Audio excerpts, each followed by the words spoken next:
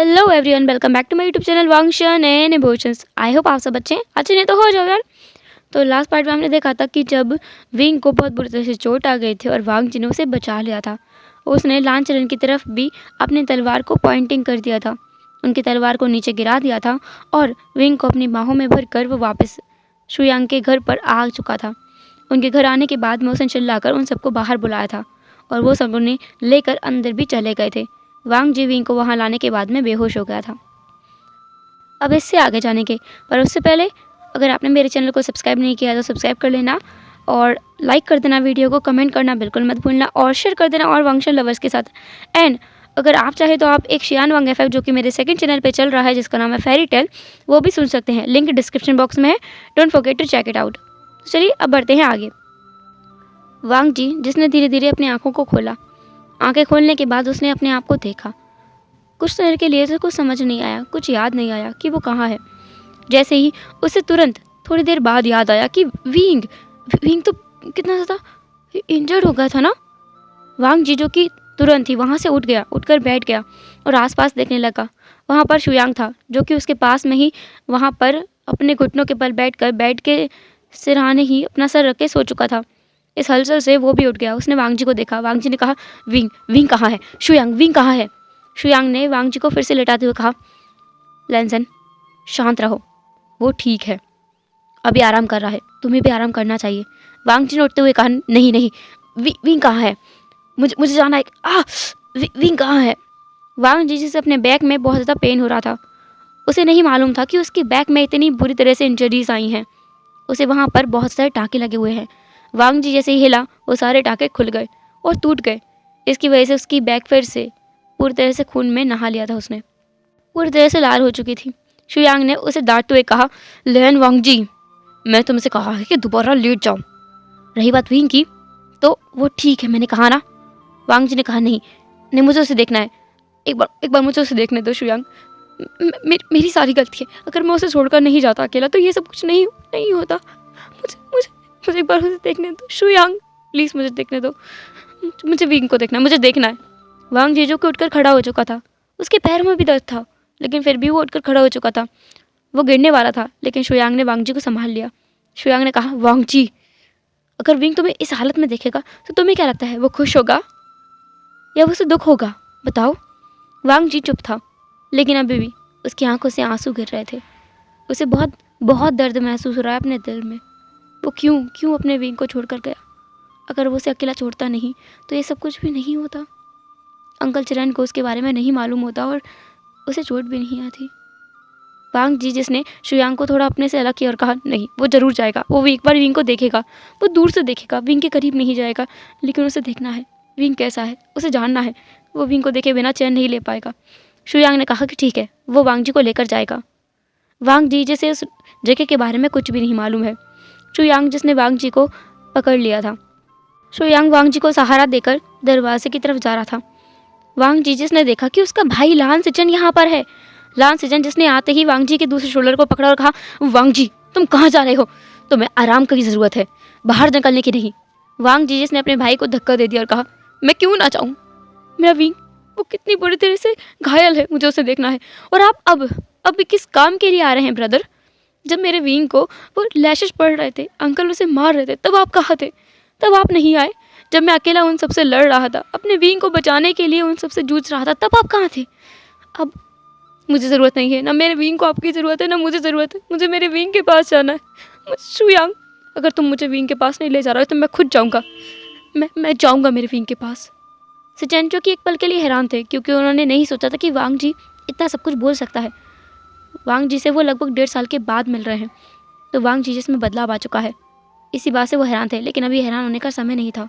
उन्होंने फिर से वांग जी को पकड़ा, उसके गले में एक निडल को छुपा दिया और उसे बेहोश कर दिया।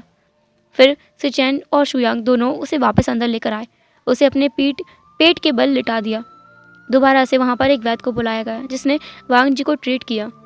उस वैद्य ने कहा कि इन्हें लगभग 1 हफ्ते तक बेहोश रखना होगा। इनके टाँके फिर से खुल सकते हैं, अगर ये फिर से हिले तो इनके टाँके खुल जाएंगे और अगर ऐसा हुआ तो इन्हें प्रोटेक्ट करना बहुत मुश्किल हो जाएगा। इन्हें बहुत सारी इंजरीज भी आ सकती हैं, इन्फेक्शन भी हो सकता है, तो इन्हें ऐसे ही रहना होगा। सिजन जिसने नोट कर दिया था वो इस चीज़ का ख्याल रखेगा कि अब वांग जी फिर से कोई पागलपंती ना करे। सिचेन जो कि शुयांग की तरफ मुड़े उन्होंने कहा, "अम, यांगोंग से अगर अगर आप मेरी मदद करना चाहें तो क्या हम वांग जी के बेड को विंग के बेड के पास में कर सकते हैं। अगर वांग जी उसे एक बार देख लेगा तो मुझे लगता है कि वो हिलने की कोशिश फिर से नहीं करेगा। वो उसे वहाँ देख करके लेटा रह सकता है, पर यहाँ वो नहीं रहेगा। मैं जानता हूँ अपने भाई को।" शुयांग ने कहा, जी लानगोंग सा, हम ऐसा कर सकते हैं। इसके बाद वो दोनों कुछ और लोगों की मदद से वांग जी के बेड को विंग के ही रूम में ले गए। वहाँ जाकर उसे विंग के बेड के पास में रख दिया। विंग जो कि पूरी तरीके से निकट था, अब उसके ऊपर एक ब्लैंकेट डाल दिया गया था। उसे भी अपने पेट के बल लिटाया गया था और वो बेहोश था। उसे होश नहीं आया था। उसकी बॉडी पर वांग जी से ज़्यादा चोटों के निशान हैं। उसके साथ तो और बुरा हो गया है। वहाँ पर मेंग्याओ भी था। मेंग्याओ जिसने सिचन की तरफ देखा और नोट किया। फिर वो लोग वहाँ बैठे रहे काफ़ी देर तक। वांग जी लगभग 2 दिन के बाद में फिर से होश में आया। 2 दिन बाद जब वो होश में आया तो उसने अपनी आंखों को खोला और सबसे पहले विंग के चेहरे को देखा। विंग का वो चेहरा जो हमेशा खिला हुआ रहता था, आज मुरझाया हुआ है। इतना पेल पड़ा हुआ है, रूखा सूखा लग रहा है। उसके होंठ भी सूखे हुए हैं। आंखों के नीचे बहुत सारे निशान हैं। चेहरे पर भी काफ़ी सारे निशान हैं। वांग जी जिसे अपने दिल में इतना दर्द हो रहा था जैसे कि वो मर ही जाएगा। वांग जी जिसकी आवाज़ निकल तो नहीं रही थी, फिर भी उसने कहा, विंग। उसकी ऐसी आवाज़ सुनकर पास में बैठे सिचन जो कि एकदम अलर्ट हो गए। उन्होंने वांग जी की तरफ देखा और कहा, वांग जी, तुम जाग गए? तुम्हें कैसा महसूस हो रहा है? तुम ठीक फील कर रहे हो कि नहीं? पर वांग जी जो कि विंग की तरफ देख रहा था, उसका सिचन की बात पर कोई ध्यान नहीं था। उसकी आंखों से तो बस आंसू निकल रहे थे। आंसू की बूंदें जो उसकी आंखों से ओझल हो गई और गिर गई। सिचन जो वहाँ पर बैठ गए थे, उन्होंने वांग जी के आंसू को पोंछा और कहा, वांग जी, तुम रो तो मत, वो ठीक है, वो जल्दी होश में भी आ जाएगा। वांग जी ने अपने भाई की तरफ देखा, उन खाली और गुस्से भरी आंखों से। उसने कहा, आप यहाँ क्या कर रहे हैं? क्या हमारा तमाशा देखने आए हैं?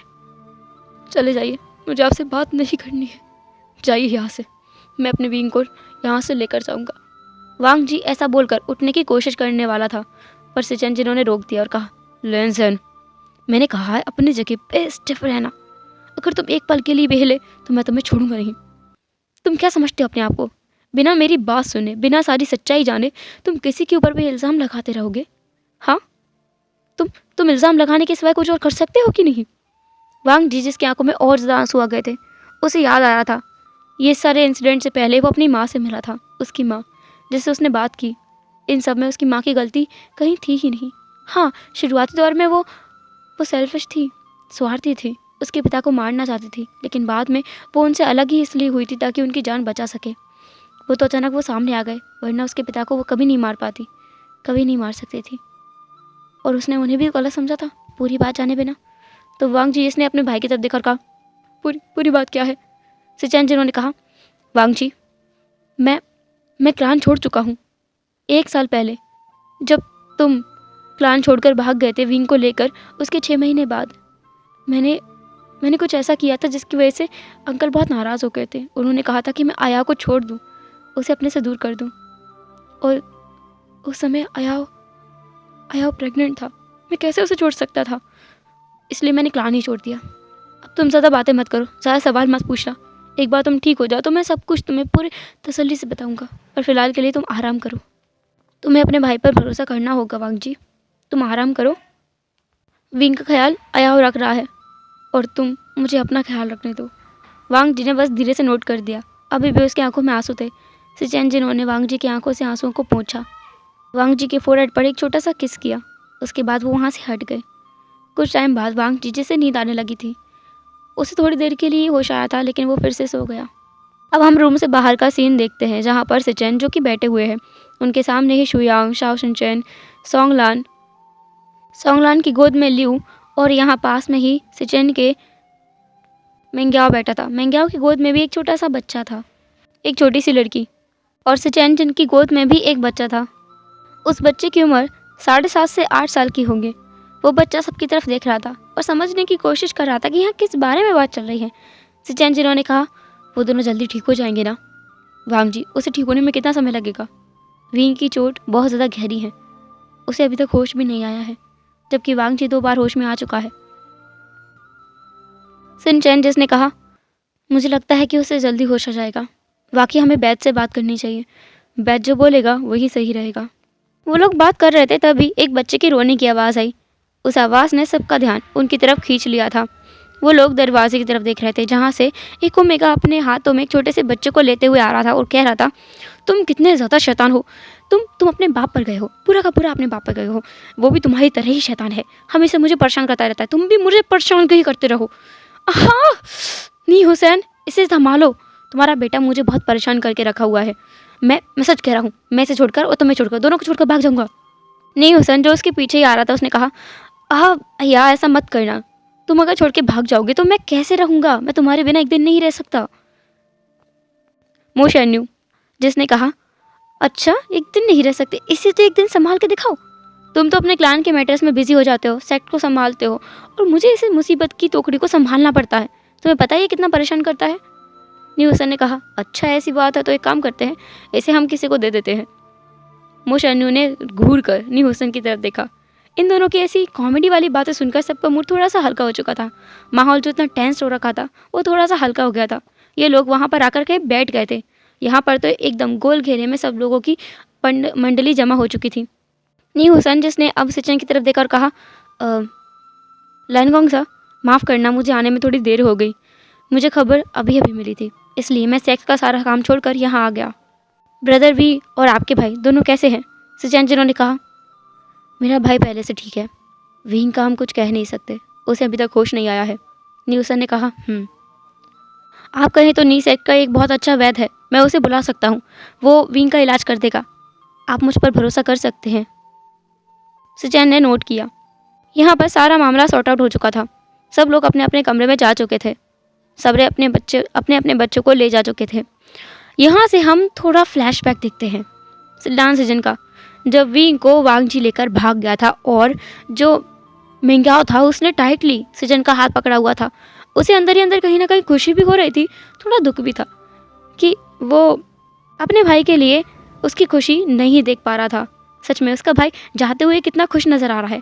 विंग के फेस पर वो एक हैरानी और थोड़ा सा सॉफ्ट एक्सप्रेशन सिचन और मिंग्याओ दोनों ही नोटिस किए थे, क्योंकि उसकी वेल तो हट चुकी थी, तो उसके एक्सप्रेशन सबको दिखाई भी दे रहे थे। जब वो दोनों वहाँ चले गए तो उसके 2 घंटे बाद सब लोग जो अपनी बॉडी को मूव कर पा रहे थे, इसके बाद में एलिगेशन लगाया गया मिंग्याओ के ऊपर, जो नीमिंग जो थे वो बोल रहे थे, तुमने ही अपने भाई को भड़काया होगा। मैं अच्छे से समझता हूँ तुम जैसे उमेगास को तुमसे देखा नहीं गया होगा, तुम्हारे भाई की खुशी, इसलिए तुमने उन्हें उस बेकार से अल्फा के हाथ में भेज दिया है ना। तुम्हें पता है लान वांग जी तुम्हारे भाई को बिल्कुल पसंद नहीं करता है। तुमने सोचा होगा कि अगर वो जियांग क्लान में शादी कर लेता है तो उसकी लाइफ तो सुधर जाएगी, और ज़िंदगी अगर उसकी सुधर गई तो तुम उससे अपना काम कैसे करवाओगे, है ना। ये बोलकर वो रुक गए थे। वो तो बस इसे टारगेट करना चाहते थे, वो ये दिखाना चाहते थे कि ये जो मिंग्याओ है ना, ये सारी आफत की जड़ है, और ये बात वो डायरेक्ट जानना चाहते थे लान किरण के मन में। और लान किरण ऐसा सोचने लगे कि ये सब कुछ किया धरा मिंग्याओ का है, तो वो मिंग्याओ को सच में यहाँ से निकाल देंगे। सिचैन भी उनकी बात मानेगा, क्योंकि यहाँ तो लान किरण में रूल है, बड़ों की बात को टालना मना है। इस बात पर मैडम यू ने भी कहा कि हाँ, ये मिंग्याओ नहीं किया होगा, उन्हें विंग से शादी करनी थी, और विंग ने भी हाँ कहा था। इसके बावजूद भी मिंग्याओ ने ऐसा किया क्योंकि मैडम लान तो चाहती थी कि विंग उनके पास आए। विंग के पास कुछ ऐसी पावर्स है जिनका इस्तेमाल करके वो पूरे कल्टिवेशन वर्ल्ड को अपनी मुट्ठी में कर सकती हैं, इसलिए वो चाहती थी कि विंग उनके हाथ में आए। यहाँ पर जो वैन सेक्ट है वो भी यही कह रहा था, वहाँ के जितने लोग थे वो भी यही कह रहे थे कि मिंग्याओ की गलती है, मिंग्याओ ने विंग को भड़काया होगा, या फिर कहो मिंग्याओ ने ही लान वांग जी को भड़काया होगा विंग को भगाने के लिए, वरना लान वांग जी विंग को बिल्कुल पसंद नहीं करता है। वैसे ये सारा मैटर अंदर का था कि वांग जी विंग को पसंद नहीं करता है, लेकिन इन सबको पता कैसे चला ये किसी को नहीं पता है। अंकल कुरैन, जिसने कहा कि हाँ हो सकता है ये मिंग्याओ ने किया हो, उन्होंने मिंग्याओ की तरफ देखकर पूछा उससे कि क्या उसने किया है, पर मिंग्याओ ने साफ साफ मना किया। उसने कहा कि उसने अपने भाई से कई बार पूछा था कि वो राजकुमार जियांग चेंग से शादी करना चाहता है। उसने कहा था वो करेगा, और इस बात से मिंग्याओ भी खुश था। वो क्यों अपने भाई को भगाएगा। मिंग्याओ, जिसकी आंखों में आंसू आ गए थे, उससे ये ह्यूमिलेशन अब बर्दाश्त नहीं हो रही थी। जबकि सिचन उससे इतना ज़्यादा सम्मान देते हैं, इसके बाद तो ये झेलना उसके लिए बहुत मुश्किल हो गया था। सिचन, जिन्होंने सबके सामने आकर उसे प्रोटेक्ट किया, उनसे कहा कि मिंग्याओ का इसमें कोई कसूर नहीं है, जो भी किया है उसके भाई ने किया है। उसका भाई, जिसकी उम्र हो चुकी है, वो समझदार है। सारी चीज़ों को समझ सकता है, अपने डिसीजन खुद ले सकता है। इसमें मेंग्याओ कुछ नहीं कर सकता। और रही बात विंग की, तो तुमने खुद देखा है आप सब लोगों ने कि वांग जी उसे ज़बरदस्ती लेकर गया है। विंग को भी उसने स्टिफ कर दिया था, उसकी बॉडी भी मूव नहीं कर पा रही थी। आप सबने देखा था ये बात। उस दिन के बाद से हालात और बिगड़ते हुए जा रहे थे। उस दिन तो ज़्यादा कुछ नहीं हुआ, बहुत सारे आर्गुमेंट्स हुए थे, मेंग्याओ के ऊपर इल्ज़ाम लगाए गए थे। अंकल लांचरन की आंखों में मेंग्याओ के लिए बहुत ज़्यादा नफरत भर दी गई थी। उसके बाद से अंकल भी उसे उसी तरीके से देखने लगे थे। उससे अच्छे से बात नहीं करते थे, उसे हमेशा ताना मारते रहते थे। लेकिन वो सह रहा था, देख रहा था कि लान करने वाले और कितना हद तक गिर सकते हैं। बस उसे खुशी इस बात की थी क्योंकि सिचन हमेशा से उसे पसंद करते हुए आए हैं और उसका साथ देते हुए आए हैं। पर जो मेंग्याओ है वो समझ नहीं पा रहा था कि कहाँ गड़बड़ हो रही है लान चिंगे के साथ में। लान चिंगे जो कि आंखें खोलता है, सबको देखता है, कुछ बोल नहीं पाता है, अपनी बॉडी को हिला नहीं पाता है। उसे लग रहा था कि कुछ और गड़बड़ है। उन्हें जो लान चिंगे है किसी और वैद्य को दिखाना चाहिए। लान करण के वैद्य काफ़ी अच्छे होते हैं पर उन्हें किसी और वैद्य को भी दिखाना चाहिए।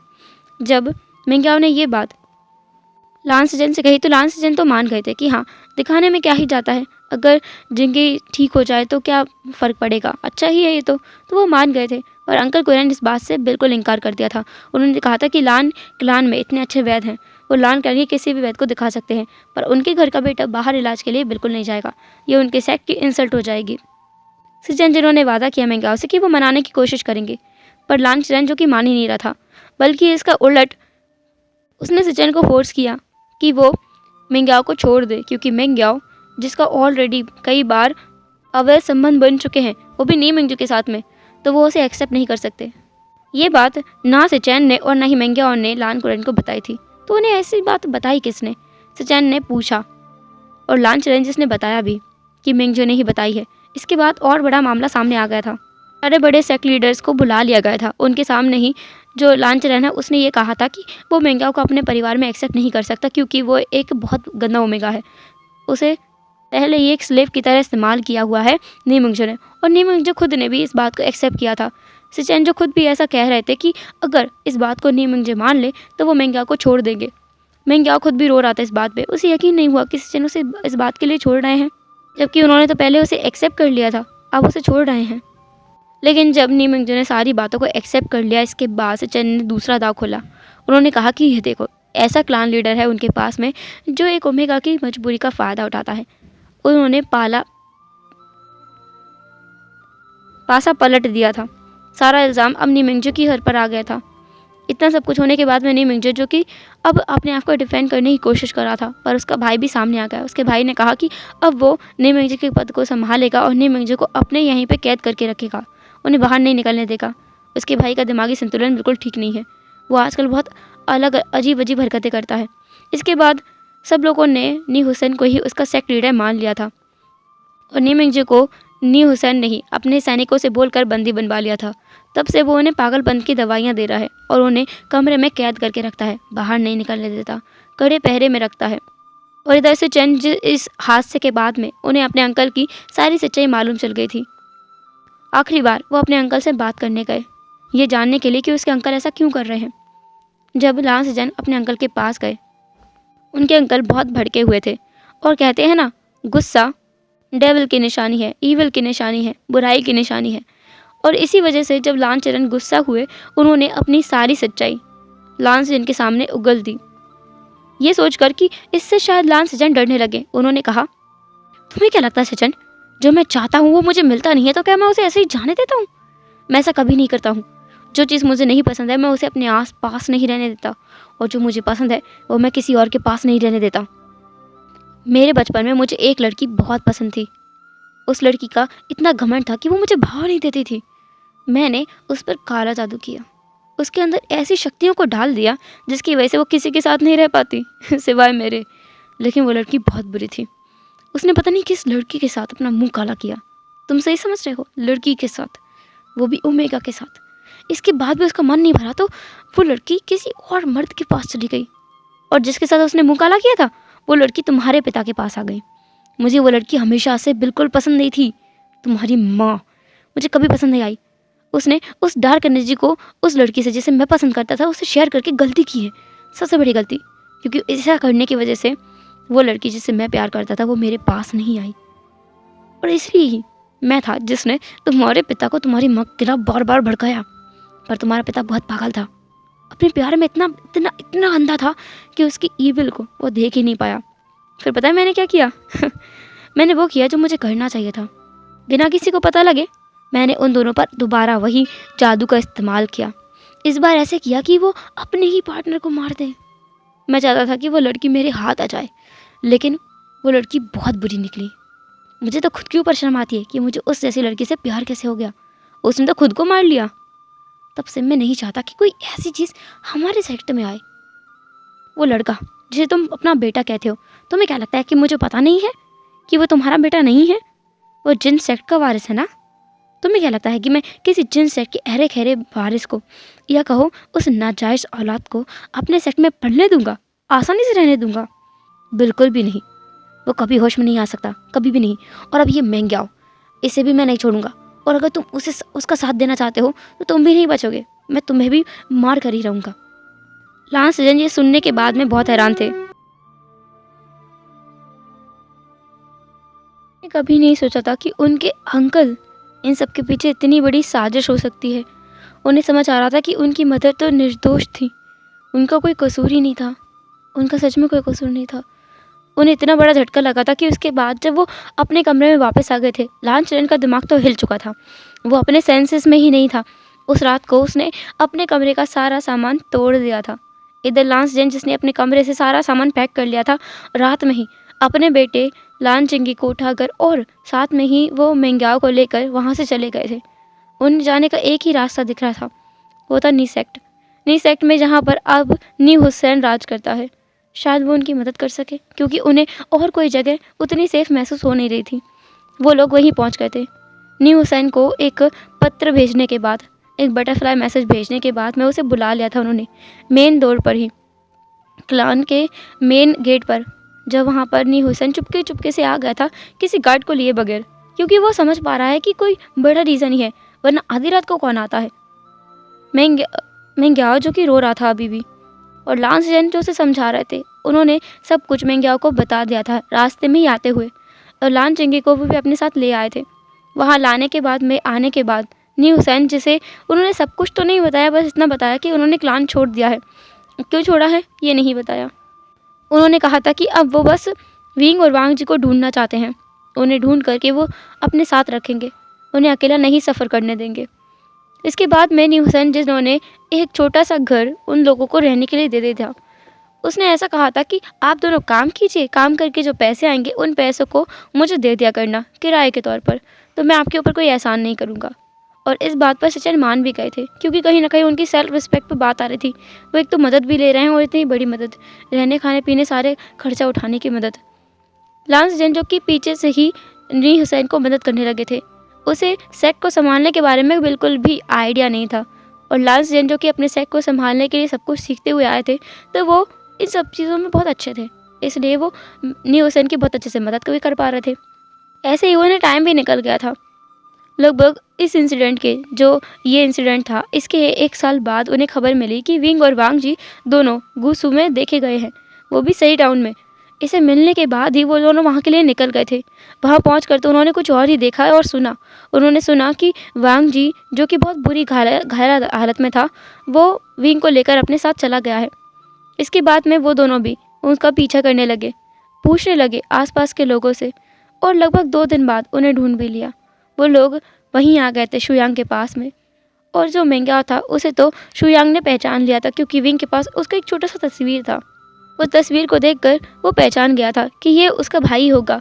उसके बाद तो जो विंग था और वांग जी था, उन्हें उस छोटी सी जगह से बड़े वैधशाला में लाया गया था। सचिन के पास काफ़ी पैसे थे, वो लगभग 1 साल से पैसे जोड़ते हुए आए थे। उन पैसों से वो इलाज करवा रहे थे। उन्होंने नी हुसैन को भी पत्र भेज दिया था कि वो कहाँ पर हैं। जो लान सेजन है, उन्हें ये भी मालूम चला था वहाँ से निकलने के बाद कि उनका बेटा लान चिंगी वो एकदम ठीक है। उसे बस कुछ ऐसी दवाइयाँ दी जाती हैं जिसकी वजह से वो खड़ा नहीं हो पाता है, चल नहीं पाता है, अपनी शरीर को हिला नहीं पाता है। और अगर ये दवाइयाँ 1 या 2 साल के लिए और दी जाएँ तो उनका बेटा मर भी सकता है। ये सुनकर सचिन को बहुत दुख हुआ था और मेंग्याओ को झटका लगा था। उसने अपने स्टमक पे हाथ रख लिया था कि उसके बेटे के साथ क्या होता अगर वो वहाँ रहते, तो उसका बच्चा क्या इस दुनिया में आ भी पाता? उसे नहीं मालूम है। वो तो इस चीज़ के लिए शुक्रगुजार है कि सही समय पर सारी सच्चाई सामने आ गई। वो बच गया, उसका बेटा बच गया, लालचंगे भी बच गया। वो लालचंगे से और भी ज़्यादा प्यार करने लगा है, बहुत ज़्यादा।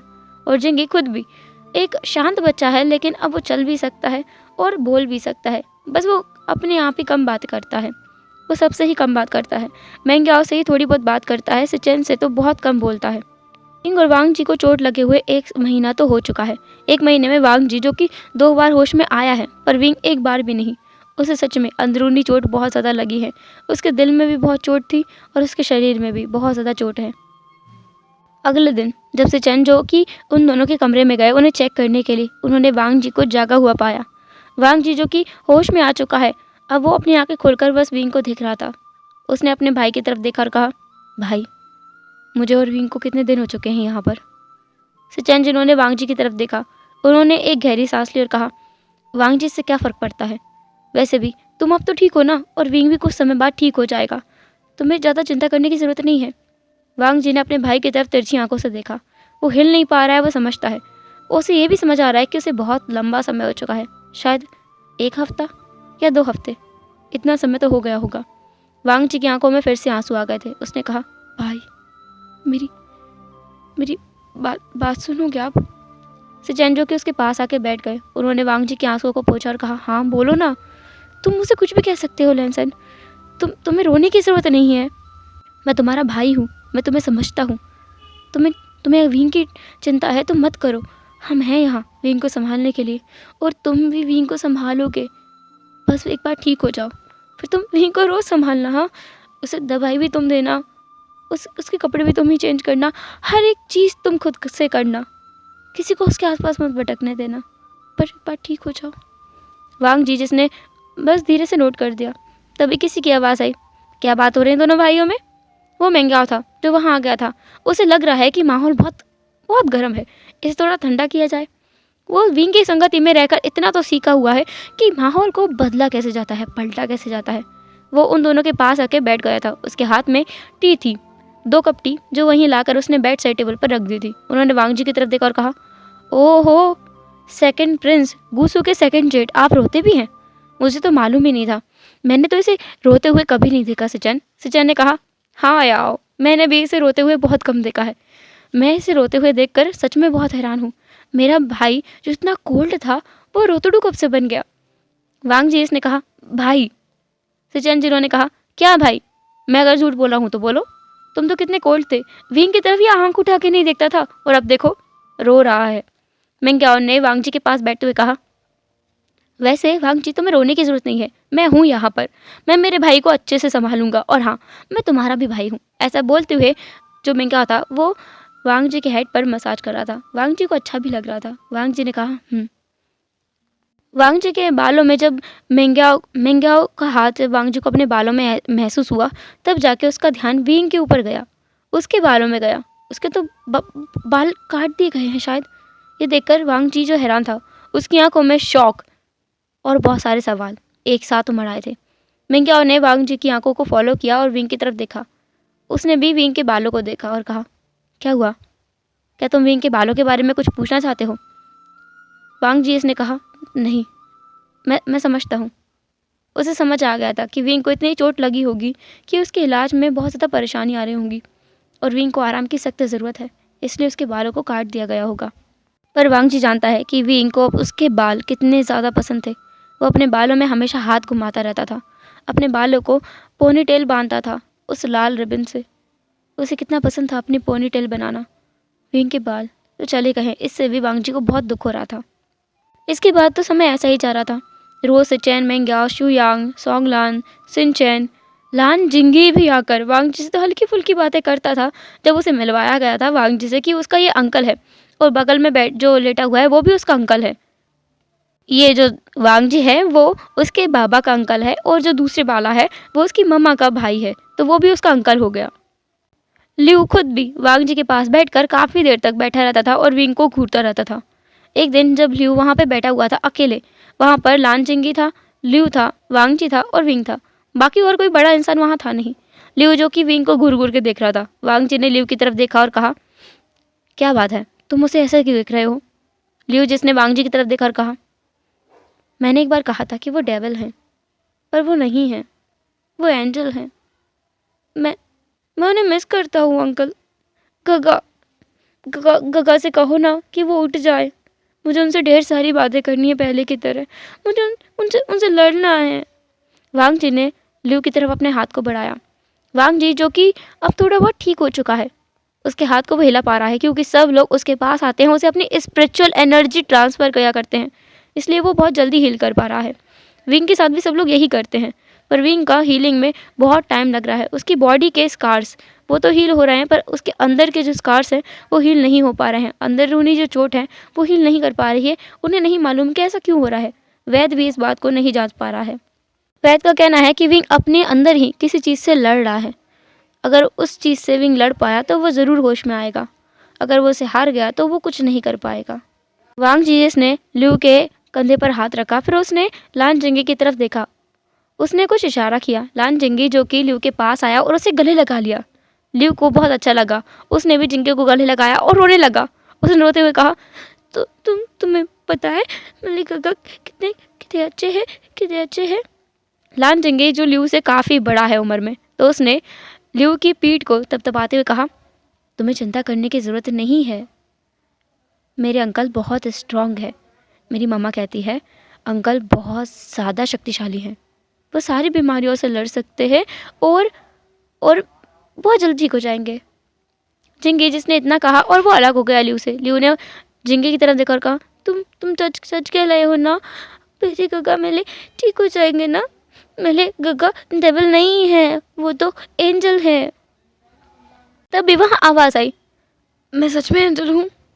वहाँ सब लोगों ने देखा, उन तीनों ने देखा, मतलब वांग जी ने, लियो ने और लान जिंगी ने। उन तीनों की आंखें बड़ी बड़ी थी। वांग जी का मुंह खुला हुआ था और फेस पर एक बहुत बड़ी मुस्कान थी। जिंगी जो कि हैरान था, वो हैरानी में देख रहा था कि इस इंसान ने आंखें खोली है। जिंगी जो कि विंग की आंखों में खो गया था क्योंकि विंग की आंखें बहुत खूबसूरत है। सबसे पहली चीज़ तो यही आई थी उसके बच्चे के मन में। लियो जिसने एक पल के लिए वांग जी को, एक पल के लिए विंग को घूर कर देखा, फिर वो चिल्ला गया, गगा उच में आ गए, गगा जाग गए, गगा जाग गए। ऐसा बोलते हुए वो बच्चा बाहर की तरफ भाग गया और पूरे बाहर के इलाके में चिल्लाने लगा कि उसके गगा जाग गए हैं। उन्होंने आंखें खोली, उन्होंने लियो से बात की है। सब लोग जाओ। उसने अपनी मामा को बुलाया, अंकल को बुलाया, बाबा को बुलाया, जितने लोग थे वहाँ पे सबको बुलाया, सबको चीख चीख के बताया कि उसके गगा होश में आ चुके हैं, उसके गगा ने आंखें खोली हैं, उससे बात की है, उससे पूछा है क्या क्या वो सच में एंजल है। इतना शोर शराबा हुआ बाहर की वांग जी जो कि हैरान था कि क्या ये बच्चा इतना भी चिल्ला सकता है। जिंगी भी देख रहा था कि लियो कैसे चिल्लाते हुए हर तरफ भाग रहा है। पूरे जो आंगन था उस आंगन में जाके वो जोर से चिल्लाया था कि गगा जाग चुके हैं। इतना सुनने की देर थी कि सिचेन, मिंग्याओ, सोंगलान, सिनचेन, नी हुसैन, मोशन न्यू, जितने लोग वहाँ पे थे वो सब लोग भागे भागे आ गए थे। सब लोग जैसे विंग के कमरे में जुट गए थे, भीड़ लगा दी थी वहाँ पर। जिंगी जिसने कहा, मामा इतने लोग क्यों आए हैं? गगा होश में अभी अभी आए हैं तो उन्हें आराम करने देते हैं। जिंगी ने समझदारी वाली बात की थी, लेकिन मिंग्याओ ने आज इस समझदारी वाली बात को लात मारी और वो विंग के पास आया। उसने विंग के फेस को टच किया और कहा, वी तुम तो होश में आ गए। तुम्हें कैसा लग रहा है? तुम्हें कहीं दर्द हो रहा है? कुछ दुख रहा है? कुछ चाहिए? पानी चाय कुछ खाओगे? क्या दूँ मैं तुम्हें, क्या दूँ? विंग ने अपने भाई की तरफ देखा। उसने एक स्माइल के साथ कहा, मुझे बस पेन हो रहा है गगा, मेरे बैक में। अब ज़रा हटो। जो महंगा था उसके बिल्कुल सामने आके बैठ गया था वांग जी, जो उसे देख नहीं पा रहा था। वांग जी उठने की अब कोशिश करने लगा था। अगर वो उठता तो उसे सच में पेन होता। इस बार वो उठ सकता था। सिचेन जिन्होंने वांग जी को उठने में मदद की, अब वांग जी उठकर बैठ गया था। वो विंग के पास गया, उसने जो महंगा है उसे धीरे से हटा दिया और विंग के पास गया, उसके चीक्स पर हाथ रखा और कहा, वाह भाई तुम जाग गए। विंग ने मुस्कुराया और कहा, मैं जाग तो गया, पर तुम कितने बुरे हो। तुम मुझसे दूर थे। हाँ, तुम्हें मेरा ख्याल रखना चाहिए। तुमने मेरा ख्याल नहीं रखा, तुमने अपना भी ख्याल नहीं रखा। तुम बहुत बुरे हो लेंसेन। वांग जी ने विंग की तरफ देखा और मुस्कुराया। वो इस तारों को, इन ऊट पटांग बातों को कितना मिस किया है उसने इन पूरे दिनों में। कोई नहीं जानता है, कोई भी नहीं जानता उसने इन बकवास चीज़ों को कितना मिस किया है। विंग ने वांग जी को टीस करते हुए कहा, लैनसन, तुम्हें पता है मुझे कितनी चोट आई है, अब हम हमारा डेली रूटीन भी कंटिन्यू नहीं कर पाएंगे। वांग जी ने हंस दिया, वो लिटरली हंस रहा था। उसने कहा, तुम्हारा कुछ नहीं हो सकता विंग। वांग जी मुस्कुरा भी रहा था, हंस भी रहा था, साथ में रो भी रहा था। ये देखकर बाकी सब भी खुश थे। ये एक बहुत अच्छा मोमेंट हो गया था सबके लिए। ल्यू भी देख रहा था। उसने कहा, गगा गगा मैंने आपकी मदद की है बहुत चाली। विंग ने अब ल्यू की तरफ देखकर कहा, मैंने सुना किसी ने मुझसे कहा कि मैं एंजल हूँ। तुमने मुझसे एंजल कहा ना? ल्यू ने कहा, हाँ मैंने कहा कि लान गग्गा एंजल है, और आप तो डेविल ही हो। ऐसा सुनकर विंग भी हंसने लगा। बाकी सब लोग भी मुस्कुरा रहे थे। इतना प्यारा मोमेंट बन चुका था। अब यहाँ से हम सीन शिफ्ट करके थोड़ी देर बाद का देखते हैं, जहाँ पर सब लोग अब अच्छे से पोजीशन में बैठ गए थे। विंग जो कि दोबारा सो चुका था, उसे बहुत ज़्यादा थकान महसूस हो रही थी। वांग जी जो कि आज बहुत खुश था, वो एक पल के लिए विंग के पास से हट ही नहीं रहा था। उसने विंग के हाथ को थाम रखा था, उसके पास बैठा हुआ था, उसके सोते हुए फेस को निहार रहा था, देख रहा था। बाकी लोग वांग जी को देख रहे थे। सिचेन चिनो ने वांग जी, एक बात बताओ, क्या विंग इतना ज़्यादा खूबसूरत है कि तुम हमारी तरफ भी नहीं देख रहे हो? इधर भी देख लो, हम भी यहाँ बैठे हैं, तुमसे बात करना चाहते हैं। वांग जी ने अपने भाई की तरफ बिना देखे हुए कहा, उसके लिए विंग सबसे खूबसूरत है और कोई भी नहीं। वो विंग के लिए सब कुछ छोड़ सकता है, सबको देखना बंद कर सकता है। ये सुनकर सब लोग बहुत ज़्यादा हैरान भी थे, लेकिन खुश भी थे। कुछ देर तक वो लोग वहीं बैठे रहे। इसके बाद में वांग जी को भी उन्होंने सुला दिया था दवाई देकर, क्योंकि वांग जी को भी रेस्ट करने की ज़रूरत है। विंग और वांग जी को अच्छे तरीके से स्पिरिचुअल एनर्जी ट्रांसफ़र करने के बाद वो लोग वहाँ से चले गए थे। अब हम देखते हैं कल दिन का सीन, मतलब दूसरे दिन का सीन, जहाँ पर विंग जो कि जाग चुका था और वो सबसे देखकर बातें कर रहा था। उसने सुबह से वांग जी से, सिचेन से और बाकी सबसे काफ़ी सारी बातें की थी। इसमें वो बोल कम रहा था, सुन ज़्यादा रहा था, क्योंकि अब उसकी बोलने की हिम्मत नहीं है, ना तो उसकी बस की है इतनी कि वो बहुत सारी बातें कर सके। इस बात से वो मुंह बनाते हुए बोल रहा था, कितनी बुरी बात है, मुझे इतना पेन हो रहा है और मैं बात भी नहीं कर सकता। मैं बात करता हूँ तो मुझे गले में जलन महसूस होती है, लेकिन मैं बात किए बिना रह भी नहीं सकता। कितनी बुरी सज़ा मिली है मुझे, हे भगवान।